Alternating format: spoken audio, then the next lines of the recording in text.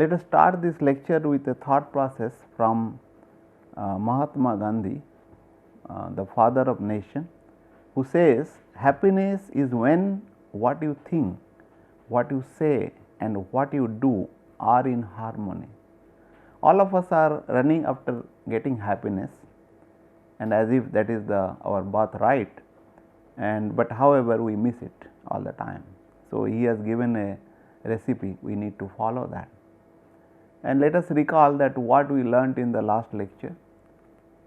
In the last lecture, we basically looked at quasi one dimensional isentropic flow in a nozzle, or rather in a variable area duct, and derive a relationship between the area and velocity.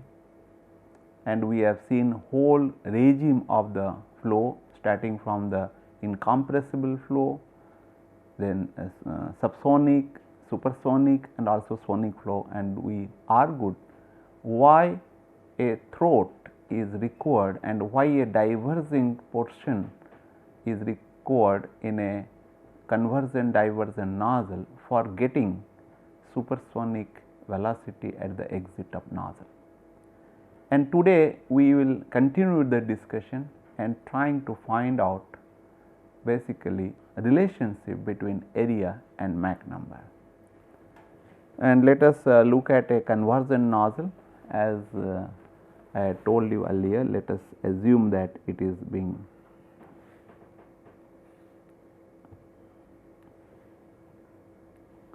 connected to a reservoir,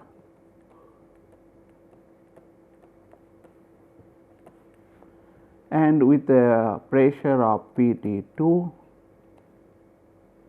and temperature of TT2 and V is equal to 0. Let us say this is your station 2 and this is your exit, and we are considering the flow to be such that, that means back pressure is such that this portion of the nozzle is basically choked. That means this area we consider as A star, and the properties will be rho star, P star, T star. And let us consider another place of arbitrary where we can consider is a rho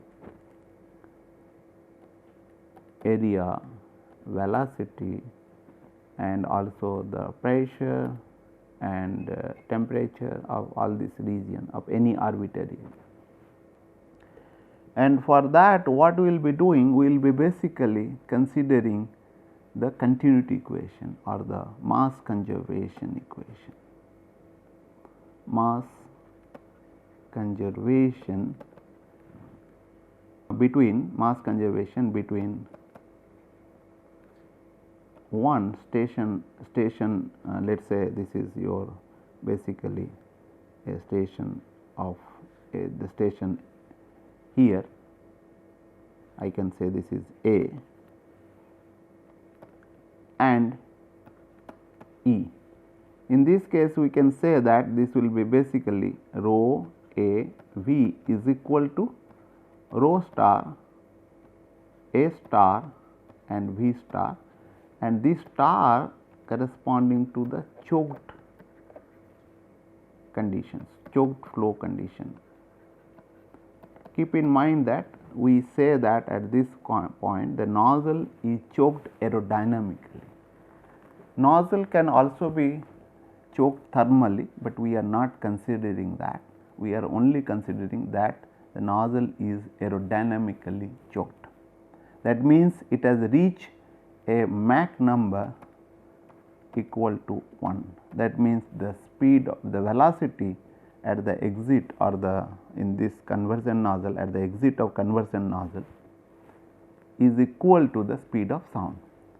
So, let us now find out a relationship between the area, any arbitrary area A, and with respect to the sonic condition or the choked mass flow condition, that is equal to A by A star is equal to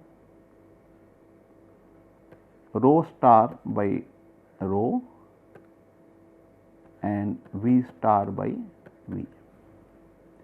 And we are assuming the flow to be isentropic in nature. So, therefore, we will be using isentropic relationship between the density, between the temperature, between the pressure, whatever it is required. Let us say we know the T that is the total temperature, T is equal to 1 plus gamma minus 1 divided by 2 m square. Similarly, I can write down P T by P is equal to 1 plus gamma minus 1 2 m square gamma minus 1. Similarly, we can write down rho T by rho is equal to 1 plus gamma minus 1 2 m square 1 gamma minus 1. So, if I want to find out with the choked condition, I can get that very easily considering the Mach number to be 1 in this expression and find out choked density, choked mass flow rate, and with respect to of course the total. So, let us write down this as basically is equal to rho star by rho T. I can write down with respect to always with the stagnation condition into rho T by rho, and V star as I told is corresponding to the A star, that is the speed of sound, because Mach number is equal to 1. So, therefore, V star is equal to A star, I can say that because Mach number is equal to 1 and by V. And by using isentropic relationship,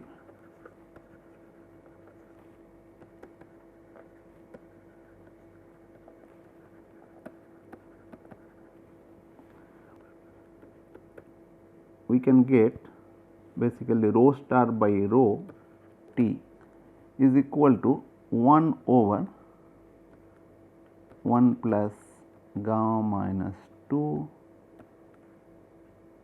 into 1.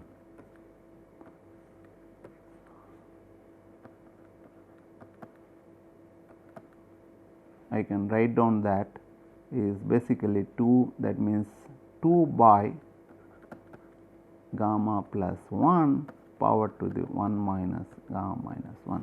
So, this itself will be, when you say 2 plus gamma minus 1, cancel it out, the gamma plus 1 divided by 2, that became 2 divided by gamma plus 1.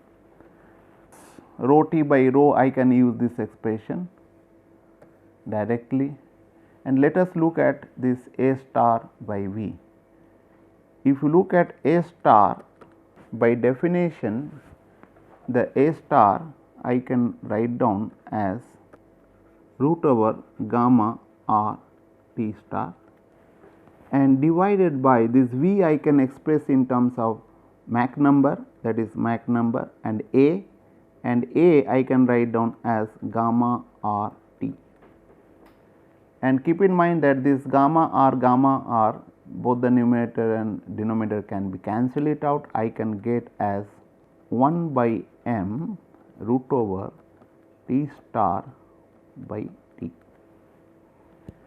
By using this isentropic relationship, I can write down T star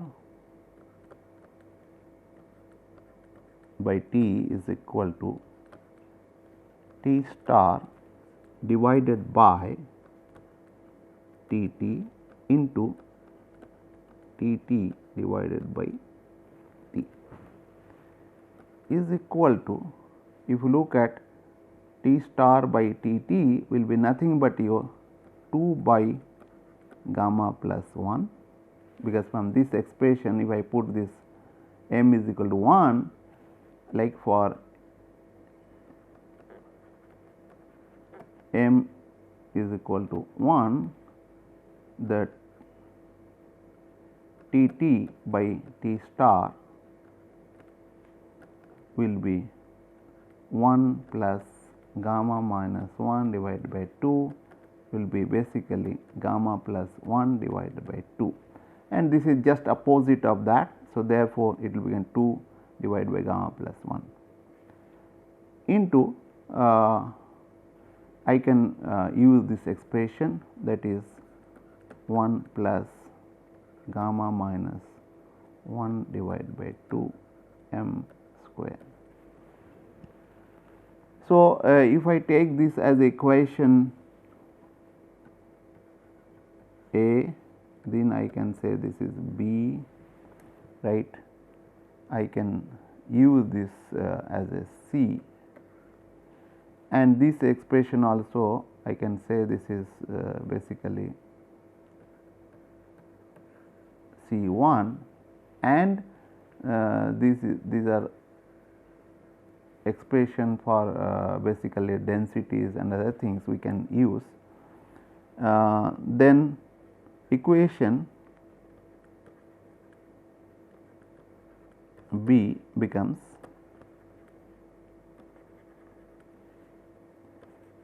A by A star is equal to rho star by rho t is nothing but your 2 by gamma plus 1 minus 1, and rho t by rho, if you look at, it will be 1 plus gamma minus 2 m square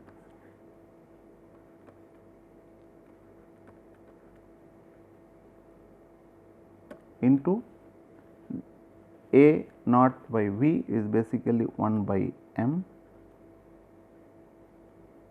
and 2 by gamma plus 1 plus 2 m square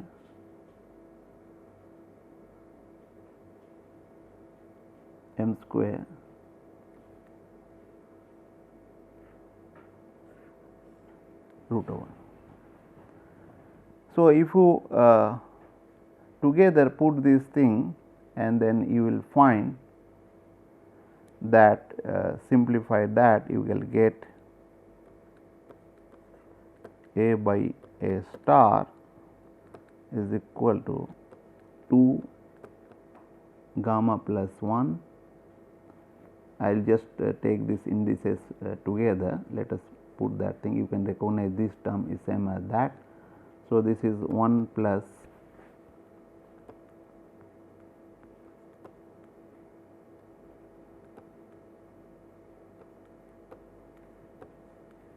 I can say that this will be 1 minus gamma minus 1 plus half.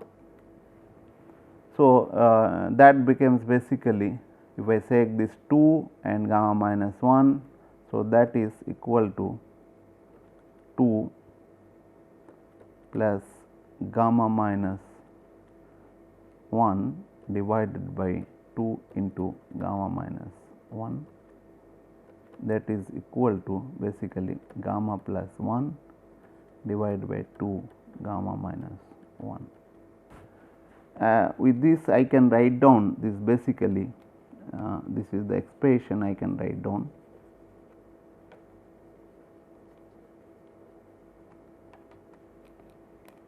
Is equal to gamma plus 1 power 2 gamma minus 1. This is my expression for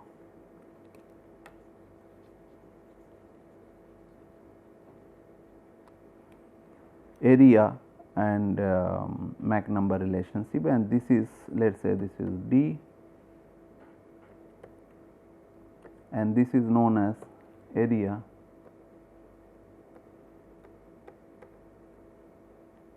Mach number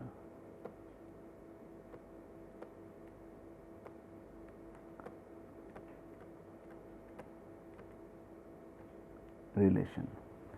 And interestingly, you can see that this area ratio, that means any cross sectional area in a nozzle with respect to the sonic area or the throat or the choked area, is dependent on the Mach number and also gamma. That means, in other words, you can say that Mach number at any location of a variable area duct is a function of area ratio, that is A by A star, always with respect to the choked condition, and gamma. And keep in mind that this area ratio, that means any cross sectional area, A will be A star greater than A star, A greater than A star is feasible, physically possible.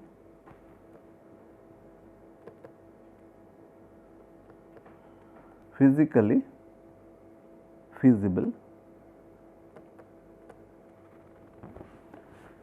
that we have already seen. That means the throat area should be the minimum as compared to other part of the nozzle or a diffuser or whatever it may be, and A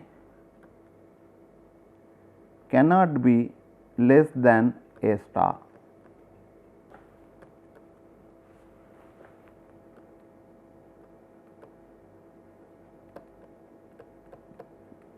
Physically not possible. Keep in mind that this already we have discussed, but now again this expression is also telling the same thing.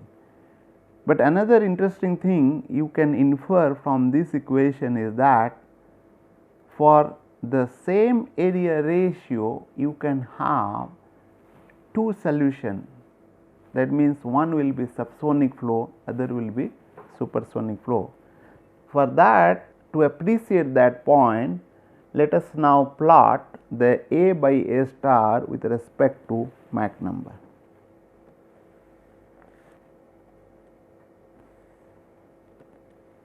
This is your A by A star, and let us say this is your Mach number 1, and this is side is less than subsonic, and this side is basically supersonic flow.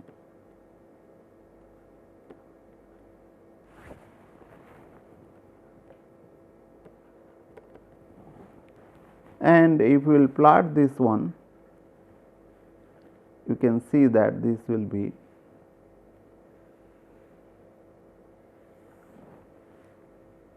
this is a solid line, and then you can have little